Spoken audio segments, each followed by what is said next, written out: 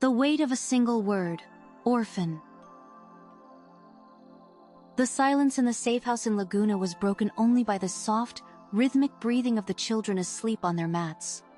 But in the dim light of a single bulb, one small figure was still awake. 3-year-old Airish sat on her thin mattress, her sad, dark, serious eyes fixed on a chipped plastic bowl. It was empty, just as it had been at dinner. A year ago, Airish wouldn't have just sat there. A year ago, the emptiness in her belly would have been a screaming, frantic thing. But a year in this sanctuary of last resort had taught her a hard, early lesson. Some aches are constant, and crying doesn't always make them go away. Diane, the caregiver, watched from the doorway, her heart aching. She remembered the day Airish arrived, clutched in the arms of a weeping aunt. The little girl was a shadow, a wisp of a child with a vacant stare. She was 2 years old then, but so small and listless, she could have passed for a 1-year-old. The aunt's words were a torrent of grief and shame.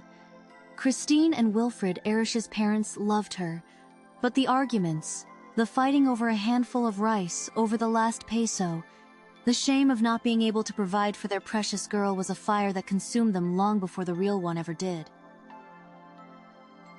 They just walked away one day and didn't come back.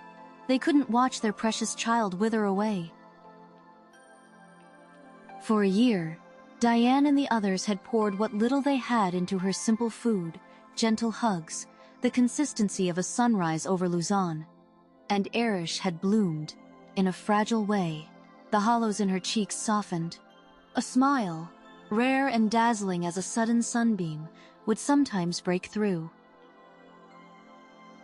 She had started to talk, to play, to clutch a rag doll, as if it held all the secrets of the world. But then the fire happened.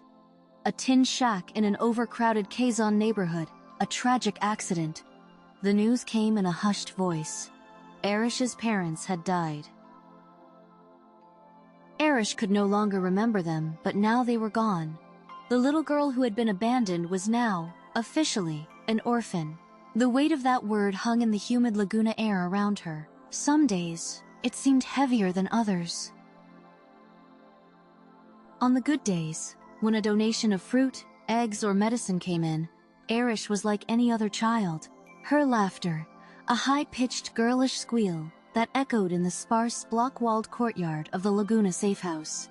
She would point at passing school children in their crisp uniforms, a world of longing in her big, brown eyes. "School?" she would ask Diane, her tiny finger outstretched. "Yes, Airish," Diane would whisper, smoothing her hair. Soon you will go to school." It was a promise Diane feared she couldn't keep. The safe house ran on hope and the kindness of strangers, both of which were in short supply. The empty bowl on Airish's lap was a testament to that. The lingering cough she'd had for weeks, the one they couldn't afford a doctor to diagnose properly, was another. Diane walked over and knelt before her. Airish looked up, not with expectation, but with a quiet acceptance that was far too old for her face. "Are you still hungry, little one?" Diane asked, her voice cracked. Airish simply nodded, placing a small hand on her own stomach. Diane gathered the child into her arms, the slight frame feeling as delicate as a bird's. She looked at the empty bowl, then at the hopeful drawing of a stick-figure girl heading to school that was taped to the wall beside Airish's mat. This child had lost everything.